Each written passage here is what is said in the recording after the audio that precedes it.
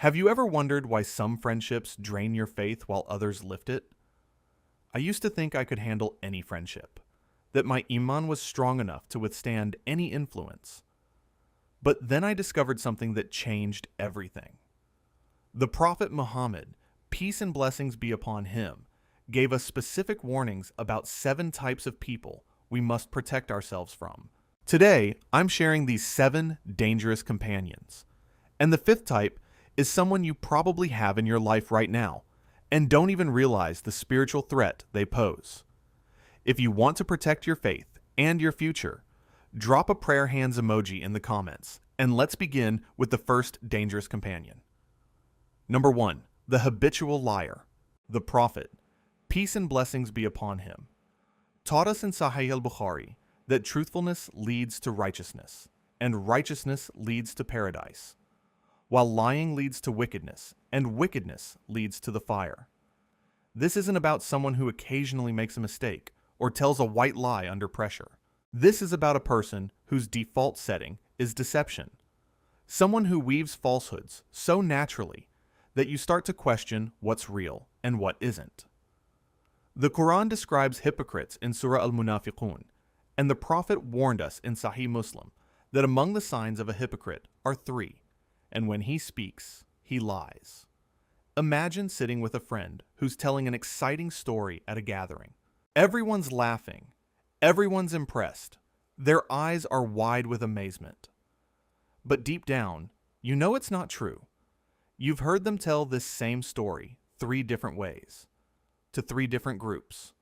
At first, you feel uncomfortable. You shift in your seat. You avoid eye contact. But then something dangerous happens. The next time you're sharing your own experience, you notice yourself adding just a little extra detail, stretching the truth just slightly to make your story more interesting, to keep up with their energy, to hold the attention you've watched them command. This is how gradually, silently, without you even realizing it's happening, the liar pulls you into their web of deception. The spiritual consequence is severe because Allah says He does not guide the lying people. When you surround yourself with habitual liars, you don't just risk being lied to. You risk becoming comfortable with lying yourself, and that creates a barrier between you and your Creator that grows thicker with every untruth. But lying isn't the only way someone can poison your character and corrupt your soul. Number 2, the backbiter and gossiper. Allah asks us in Surah Al-Hujurat, would one of you like to eat the flesh of his dead brother? You would detest it. This is how Allah describes backbiting, speaking about someone's faults when they're not present to defend themselves. The Prophet, peace and blessings be upon him, defined it clearly in Sahih Muslim when he asked the companions if they knew what backbiting was. And when they said Allah and His Messenger know best, he explained that it is mentioning about your brother what he dislikes. One of the companions asked, "What if what I say about my brother is true?" And the Prophet responded with words that should shake us all.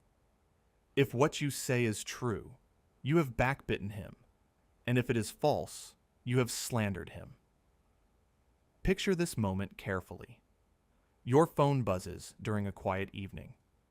It's a message from a friend about someone you both know, someone who isn't in the conversation, someone who has no idea they're being discussed. The message reveals something embarrassing, something private, something that makes you feel like you have insider information.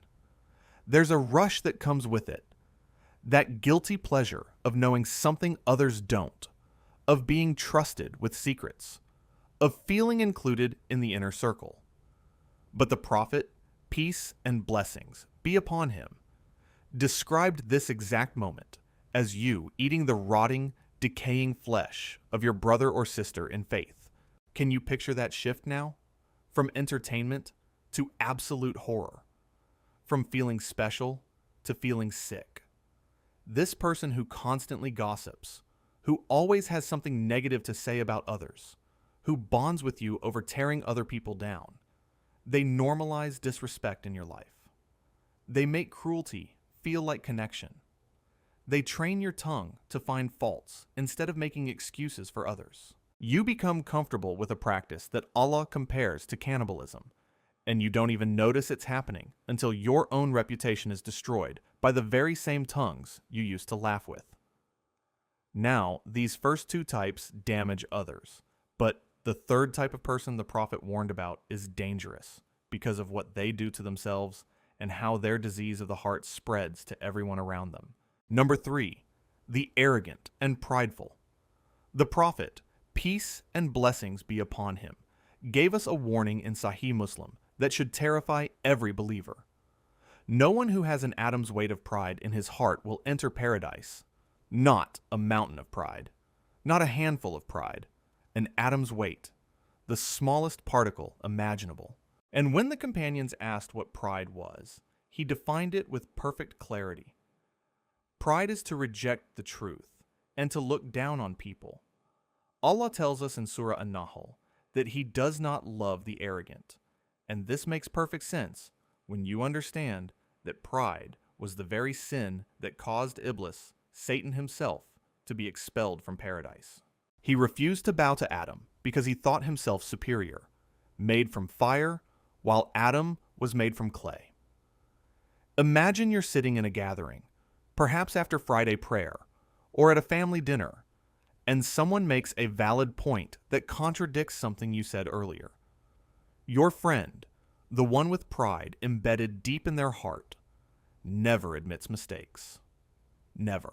You watch them deflect, get defensive, raise their voice, make excuses, twist their words, anything to avoid the simple phrase, "You're right, I was wrong." You've seen them do this again and again, in big matters and small ones, in religious discussions and worldly ones. Now ask yourself this crucial question. How many times have you started doing the same thing? How many times have you felt that burning sensation when someone corrects you? That instinct to defend yourself, even when you know they're right. Pride is contagious precisely because it feels like strength, when it's actually your greatest weakness. It feels like self-respect, when it's actually self-destruction.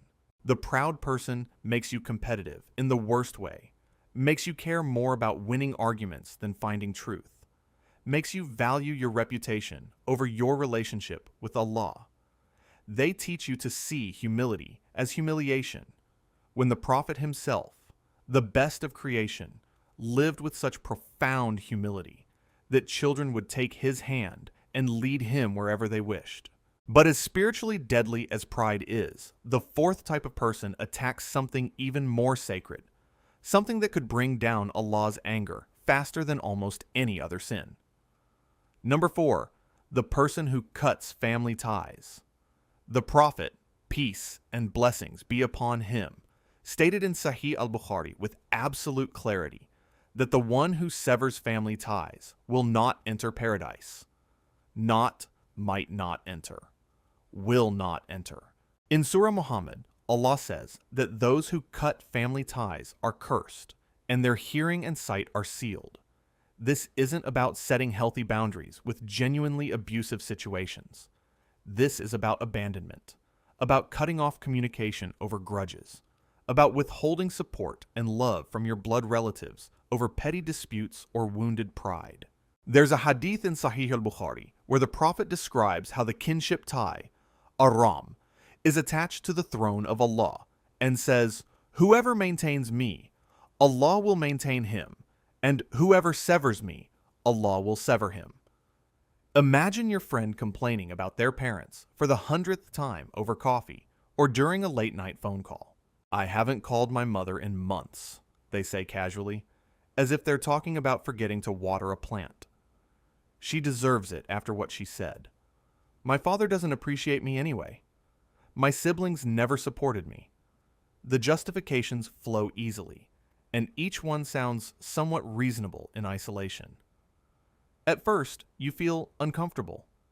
You remember the Quran's command to say to your parents nothing but kind words. But slowly, subtly, your own parents' small mistakes start to bother you more than they used to.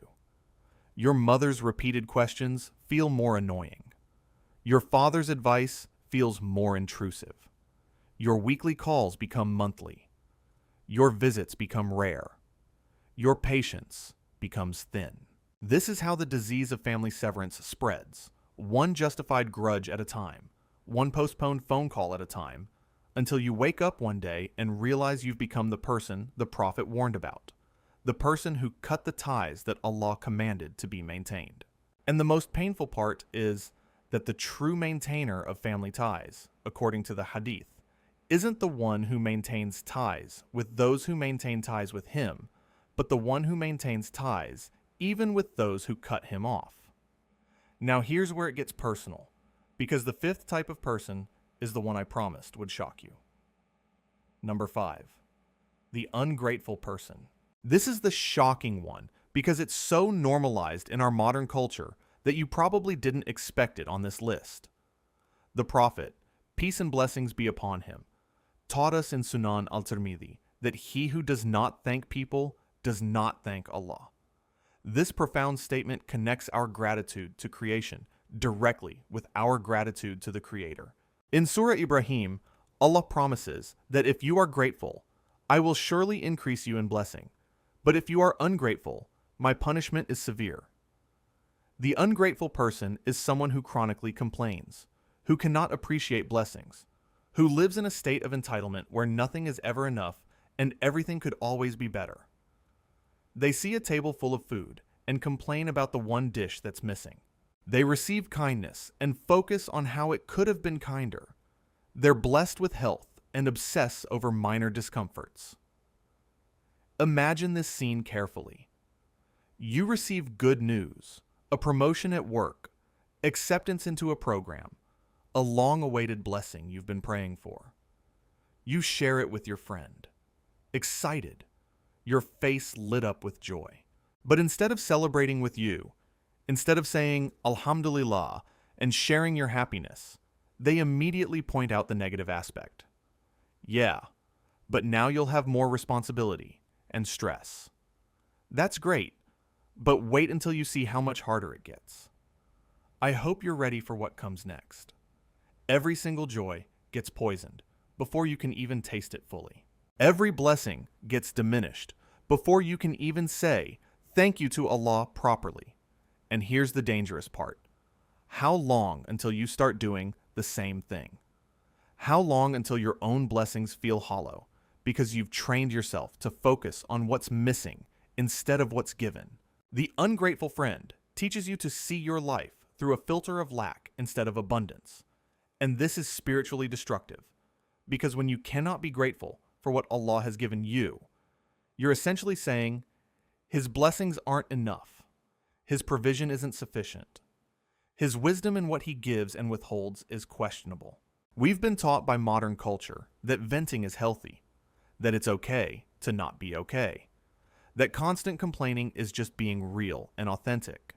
And yes, you can acknowledge struggles and difficulties, but there's a profound difference between processing hardship with trust in Allah and living in chronic ungratefulness, between having a bad day and having a bad character.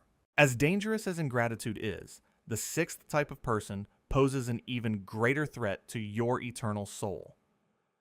Number 6, the bad influence who leads you astray from the straight path. The Prophet, peace and blessings be upon him, gave us a warning in Sunan al-Tirmidhi that should make us examine every friendship we have.